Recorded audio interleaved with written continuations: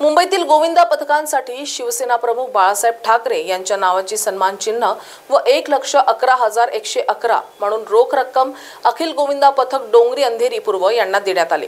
तर शिवतेज महिला गोविंदा पथकाला मासाहेब मीनाताई ठाकरे या नावाची सन्मान चिन्ह व 25,000 रुपयांची रोख बक्षीस देण्यात आले।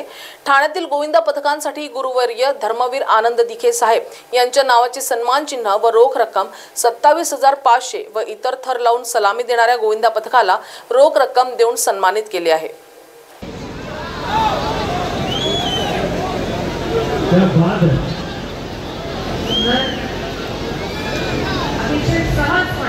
जिसका नेता इतना प्रबल मजबूत हो तो फिर क्या बात है भैया। वही 2 3 4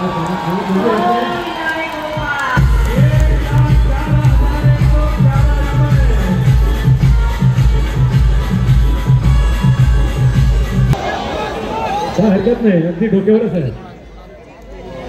1 2 3 4 5 बाबा श्रीफळ वाला आहे। श्रीफळाने फोड काय तलवार विरोध करतो की काय? डोक्याला फसतो। Very good.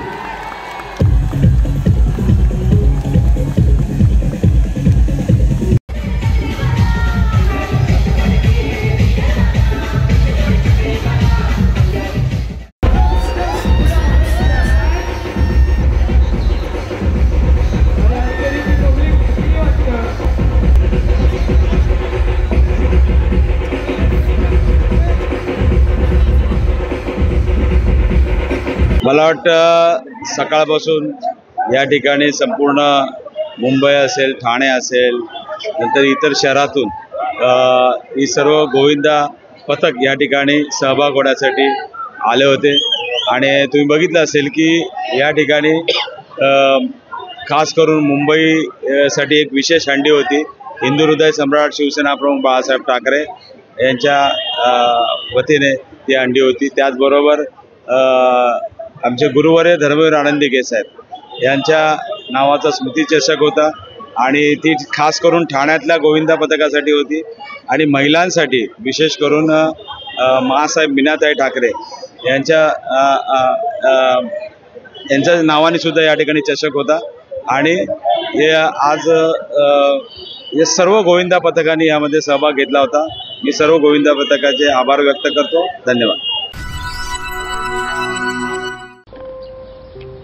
चिंगीच्या भातुकलीसारख्याच आपणही आनंदाने आपला संसार उभारतो, कष्टाने एक एक वस्तू जमवतो, पण अचानक नियती डाव साधते आणि अवघा संसार उधळून लावते। भूकंप, पूर, चक्रीवादळ, गारपीट, वीज कोसळणे अशी अनेक संकट महाराष्ट्रावर आली। त्यात अनेकांचे संसार उद्ध्वस्त झाले। अशा संकटामध्ये गरज असते ती आपुलकीची आणि भक्कम आधाराची, अश्रू पुसून पुन्हा आनंद फुलवण्याची। शासनाने हेच कर्तव्य पार पाडले।